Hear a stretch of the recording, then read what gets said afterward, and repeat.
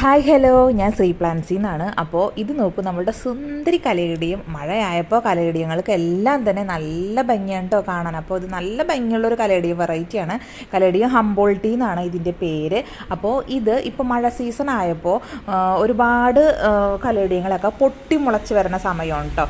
അപ്പോൾ ഇതിൻ്റെ കിഴങ്ങുകളും ഇങ്ങനെ ഓരോരോ ചട്ടിയിൽ കിടന്നിരുന്നത് ഇപ്പോൾ മഴക്കാലമായപ്പോൾ പൊട്ടി മുളച്ചിട്ടുണ്ട്. ഇത് ഓൾറെഡി ഈ പോട്ടിൽ ഒരെണ്ണം ഞാൻ വെച്ചിരുന്നതാണ്. ഇതിപ്പോൾ അത്യാവശ്യം നന്നായിട്ട് വളരുന്നുണ്ട് കേട്ടോ.